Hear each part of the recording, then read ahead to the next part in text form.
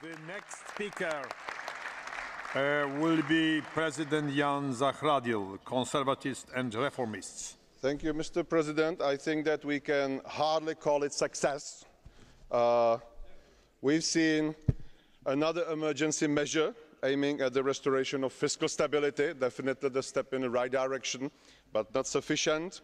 We haven't seen any proposals how to restore economic growth in Europe, and we have seen Europe more divided than ever before in an unprecedented way.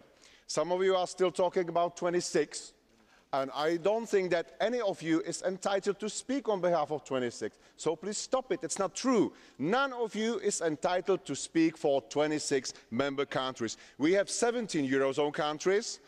Even those are divided into two parts, those who will pay and those who will be paid. Sorry for Germany and Netherlands and Austria and Finland. Guys, you will pay a hell lot of money and your taxpayers will probably thank you very much for that.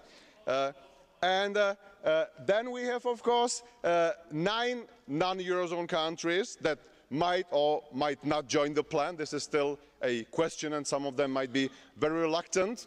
And then, of course, there is a question of United Kingdom, which some of you decided to make a scapegoat of all that mess, and I have to defend this country, because what Mr. Cameron did was just a defense of his country's national interest in the same way like Mr. Sarkozy and Mrs. Merkel did, because they pretend that they were speaking on behalf of Europe, but they were speaking on behalf of themselves only. So you have no reason to criticize the United Kingdom nor its government.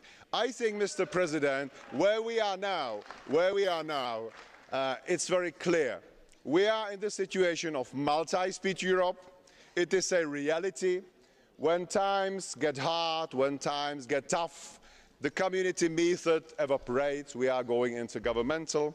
When we are going intergovernmental, the Commission and the Parliament are completely sidelined.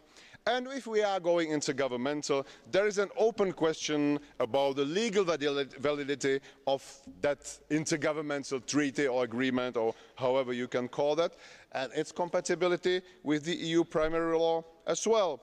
But the truth is that we are in a situation of multi-speed Europe, and where we are now, it is a result of a misleading, ever closer union policy and one-size-fits-all effort.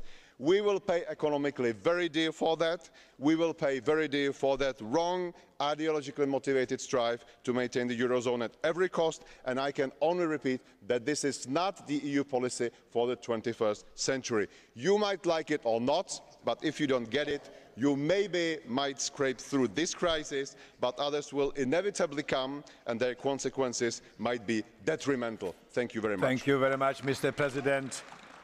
Is a blue card, Mr. President, is a blue card to you.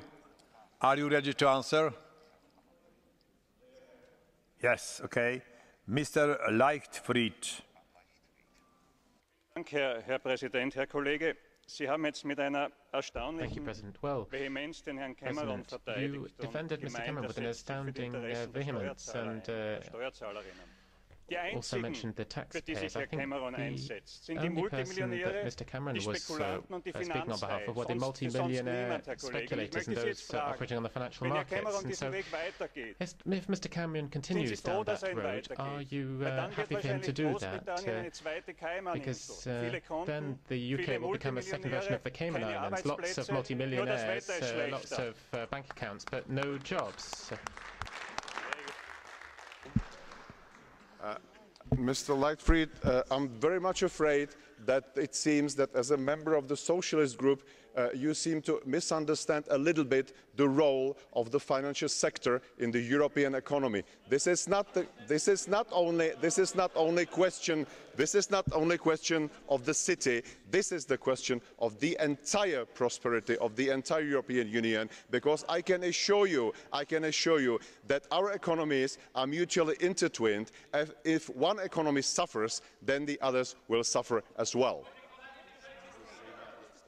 Thank you very much. Next speaker, Mr. President Lothar Bisky.